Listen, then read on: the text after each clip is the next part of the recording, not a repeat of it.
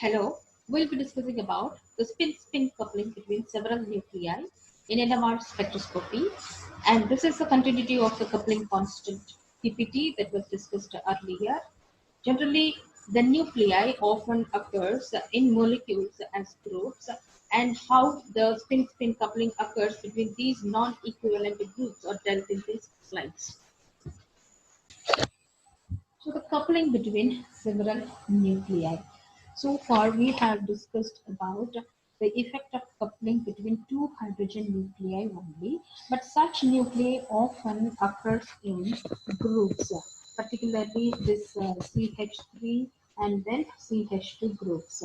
So if we are taking this ethyl fragment as our example, in this ethyl fragment, the C3 hydrogens of this methyl group have the same chemical shift since all the CH bonds are identical and the shielding at each of the nuclei is the same, and such nuclei are said to be chemically equivalent nuclei.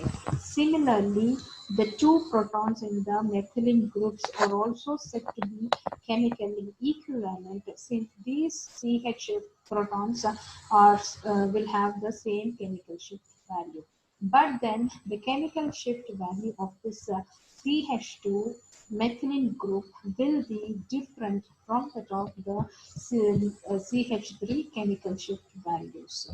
So they have different chemical shift, that is the delta value. So interaction between CH3 and CH2 nuclei is average to same value as there is free rotation of CH3 group. That is the resulting J value for this ethyl fragment will be constant and it will be of only one value as the interaction between these two group nuclei will remain same. Now we have to ignore the coupling between the two CH2 hydrogens themselves or between the three hydrogens of CH3 group by themselves.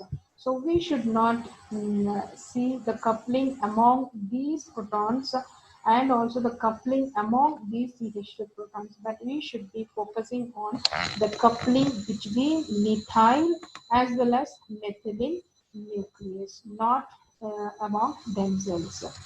So the CH3, CH2 for our convenience, let us designate as A3X2. Then JAX is its coupling constant. Now, in order to explain the signals out of these A3X2 fragments, the energy level diagram will remain a complex to discuss about such transitions. So let us go with the family tree method, which is adapted to observe the splitting pattern.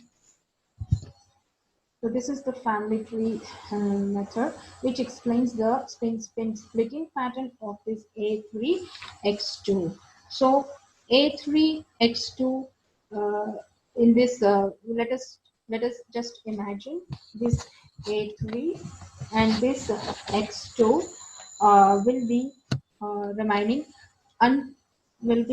uncoupled, and hence as giving rise to one line each of intensity 3 units and 2 units respectively. When we let the A3 group couple to just one of this X2 pair, then A3 line, this is the one, the A3 line is split into doublet, and the separation will be JAX, and the intensities of these lines will be 1.5 units. If now each of these doublet is considered to each leg, each leg of this doublet is considered to couple with the second X nucleus, then the splitting happens again into a doublet. The separation remains as JAX with the intensity of 3 by 4. However, we can notice that the inner lines of each doublet will actually overlap because the coupling is identical for both. So the overall we will be observing a triplet with the intensity of each line as 3 by 4, 3 by 2 and 3 by 4, which is at 1 is to 2 is to 1 ratio, a triplet. And we can see the JAX, which is appearing twice in the spectrum. And similar way, the X2 splitting by coupling with A3 also can be observed in a similar fashion. So coupling of X2 with one of the A3 nuclei will yield 1 is to 1 doublet, and when it is coupled with the second nucleus, then we will be getting triplet of 1 by 2, 1 and again 1 by 2, and again when it is coupled with the third nucleus, we'll be getting a quartet of 1 by 4, 3 by 4, 3 by 4 and 1 by 4. And the intensity ratio will be 1 is to 3 is to 3 is to 1 for a quartet signals. And we can see JAX, the coupling constant, is repeated 3 times for this unit, that is X2 unit. Hence, this is the spin splitting pattern of A3 X2. So A3 will be splitted as triplet because of the adjacent 2 protons, and X2 group will be splitting into 4 peaks due to the presence of 3 adjacent protons. So this is another way of representation or explaining this way of splitting. So the signal from the A proton that gets actually influenced by the 2 protons of X. So these 2 protons can be aligned with the applied magnetic field in 3 different ways and will consequently influence the proton uh, A proton's signal. Hence, we can find a triplet which is of intensities 1 is to 2 is to 1. That is 3 peaks which are of equally spaced will be resulting. In a similar way, the signal from X proton are influenced by the 3 protons of A, and the spins of these 3 protons will be aligning with that of the applied magnetic field in such a way that it will lead to 4 possible energy levels of equally spaced and of intensity 1 is to 2 is to 3 is to 1, and which leads to the transitions. Now the peak splitting and also its relative intensities can be determined using certain formula. So the number of multiple peaks, or that is multiplicity of the peaks in NMR spectrum, can be calculated by the formula 2Ni plus 1, and I will be equivalent to half the spin quantum number of protons, and N will be the number of the neighboring equivalent protons. So thus the above formula can be written as N plus 1. So the N plus 1 rule for proton NMR is used to determine the peak splitting, otherwise the spin multiplicity of each group. So example of 3-ethyl bromide, and this is the 3 proton methyl group, and this is of 2 proton methylene group. So this 3 protons split the methylene signal into quartet, and these 2 protons split the methyl signal into triplet. So when we are calculating for this 2 proton Hb protons, the neighboring proton numbers are 3. So n is equal to 3. So n plus 1, so 4 is resulting out. So it gives rise to quartet, which is for the methylene proton. And for methyl proton, that is HA, 3 HA protons, the neighboring protons are 2. That is n is equal to 2. So n plus 1, it will be 3, it will be triplet. And of intensity 1 is to 2 is to 1. So the splitting actually gives the precise information about the number of the neighboring protons in a molecule. So this is the CH2 protons splitting. So here it gives rise to quartet. So it will be giving an information that the adjacent number of protons, they are 3 in number. So we can see the CH2 proton, the adjacent number 3 number of protons. In case of this methyl proton, we are expecting, or we are getting 3 peaks, the triplet peak. So obviously the adjacent proton numbers will be of 2. So CH3 protons are bonded with the CH2 protons. So it gives an information about the neighboring protons in the molecule, the multiplicity, and that could be found using this n+1 rule. Then comes the relative intensity of the peaks. So the relative intensity of the peaks can be found or derived using this Pascal's triangle. So number of equivalent proton is 1. Then using this n+1 rule, it is found to be 1 plus 1 doublet, and which has an intensity ratio 1:1. And if it is n is equal to 2, then n+1, which will be resulting into triplet, that will be 1:2, 2:1. Similarly, 3 will be resulting into quartet of intensity 1:3:3:1. So each line term is the sum of the next terms which are in the line above. So 1 plus 2, which will be resulting into 3. So 2 plus 1 resulting into 3, and 1 remains as such. So this is how the Pascal's triangle is used to detect the relative intensity of the peaks. Then important aspects of the coupling constant, the calculations of the coupling constant. It is the distance between the lines of the multiplets, and they are measured in hertz. And here comes an example of a triplet whose delta value in ppm it is given for each line. If we want to find the J value, then we should be taking the difference between these two lines delta value, and that is given over here in terms of ppm, but that has to be converted in terms of hertz. So the ppm can be converted into hertz by using this formula, and we should be knowing the instruments operating frequency. So here the instrument's operating frequency is said to be 500 megahertz. So from which we can derive 1 ppm will be equivalent to 500 hertz. By applying that, the J value is said to be 6.95 hertz. So the coupling constant can be found, and that can be converted into hertz.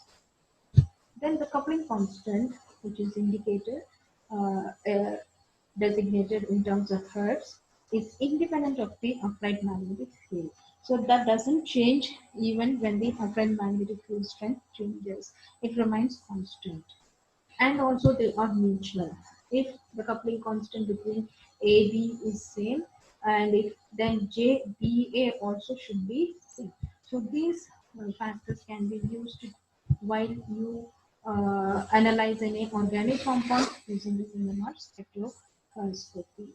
The multiplets can be easily distinguished from closely spaced chemical shift peaks. So the between two singlets and a doublet, that is, the two singlets can be varied or can be differentiated from a doublet. And how does it happen? It is illustrated below. Uh, since the singlet may vary with the applied magnetic field on the chemical shift scale, but J will not be affected by the change of the magnetic field. Say, for example, in a spectrum, you have two lines, and you are not aware that are they two singlets or it is a doublet. For that, if we are increasing the applied magnetic field strength, if they are supposed to be singlet, then we could find the separation also increases. That is, the chemical shift difference also will be increasing if they are of singlet. So 10 hertz is increasing to 20 hertz. So in this case, we can conclude that they are not doublet. If they are a doublet, then that chemical, that difference should not change. Why? Because coupling constant are always constant and they doesn't change with the applied magnetic field. So that you can see from this, only this actually changes and this does not change. So we can conclude that this will be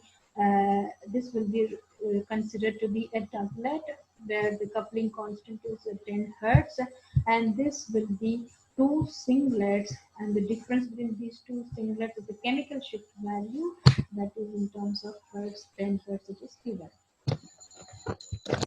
So finally, the rules which are governing the multiple spectra when delta nu by J is greater than 7. So it's a kind of summary. So equivalent nuclei do not interact with one another to give the multiple absorption peaks. That is, in case of ethanol, the 3 protons of the methyl group give rise to splitting of the adjacent methylene protons, but not splitting among themselves. That is, they do not split when among CH3 proton themselves. Why? Because they are equivalent. But CH3 proton will split the CH2 proton which is adjacent. Then with the separation of the groups, the coupling constant decreases. That is, the coupling is usually observed at a distance smaller than 3 bond lengths. If the bond length, the separation increases, then coupling constant value decreases. Then multiplicity of the band is given by n plus 1 formula, and it can be determined by magnetically equivalent protons on the neighboring protons. Then if the protons on B are affected by protons A and C that are not equivalent, then the multiplicity of B will be Na plus 1 into Nc plus 1, where Na and Nc are number of equivalent protons on A and C.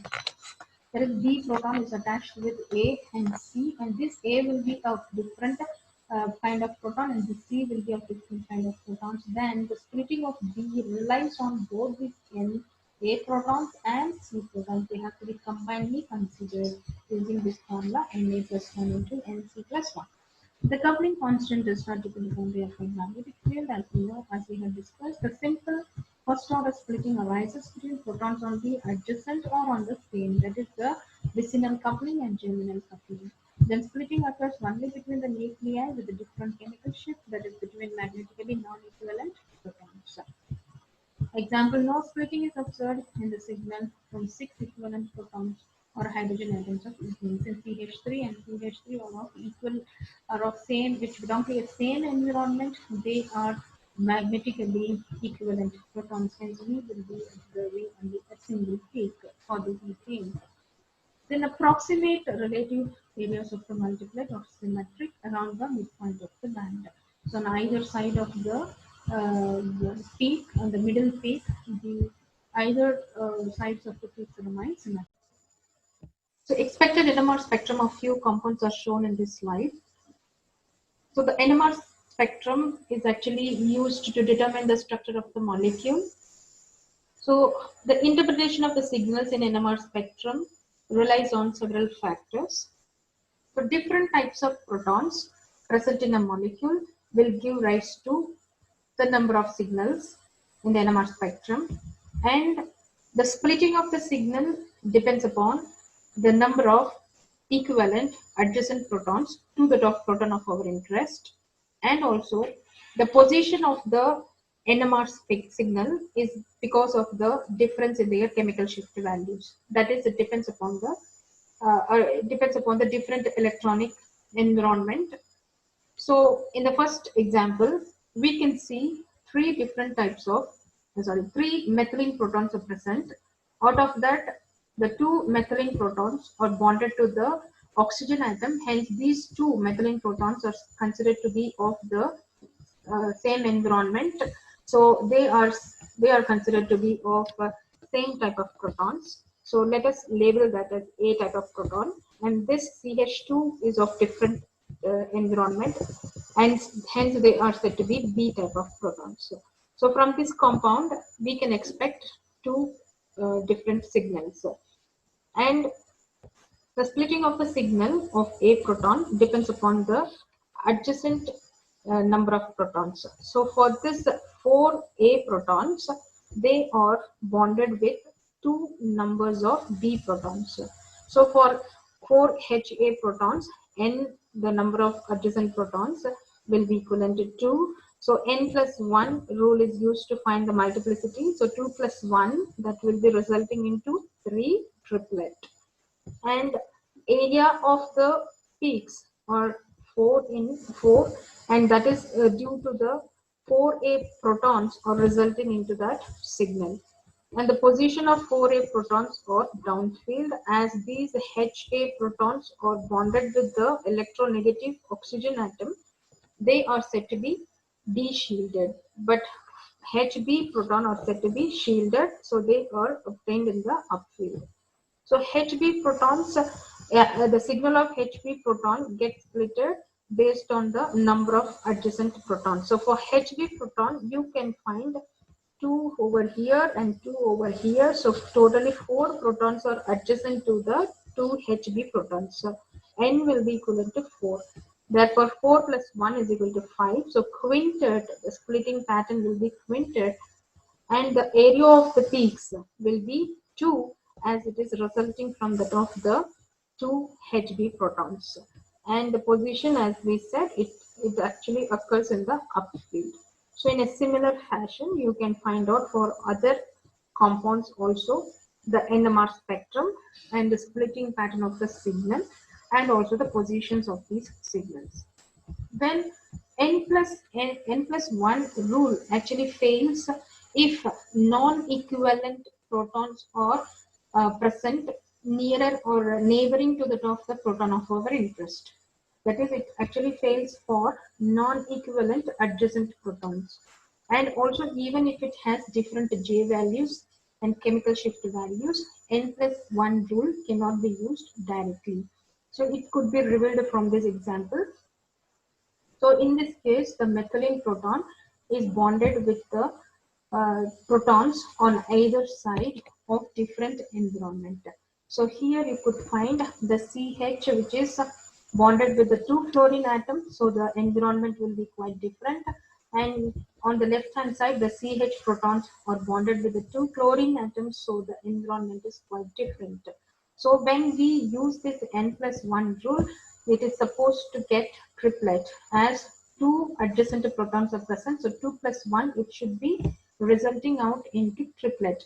But that is not observed for this compound, but instead it is observed to be doublet of doublet. So 4 signals are obtained. And even that 4 signals, we should not call it as quartet, but it should be called as doublet of doublet, as they may have different J values.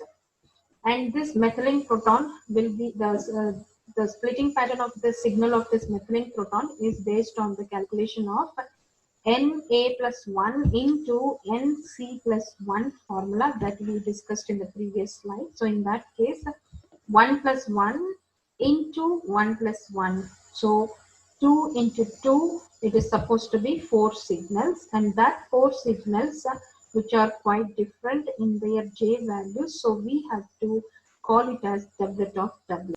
And finally, the splitting pattern of the peak actually reveals the number of the adjacent nuclei, and the integral of a peak actually reveals the number of nuclei at that position. So the splitting pattern of this Ha, it is the triplet, which shows that 2 hydrogen atoms are adjacent to this Ha. That is what you could see here. For Ha proton, 2 Hb protons are adjacent. And for Hb, we could find quintet, which shows that adjacent to Hb, 4 protons should be present. So that's what Hb protons are bonded with 4 protons, Ha protons. So the splitting pattern reveals the number of adjacent nuclei, and the integral peak reveals the number of nuclei at that position. So the intensity of the peak is higher over this one, and it shows that it is because of 4 number of Ha protons. So intensity is higher compared to that of the Hb, and this integral peak integral of the peak is resulting because of the number of nuclei at that particular position. So these are the information that you could obtain from the NMR spectrum. So these are the references. Thank you.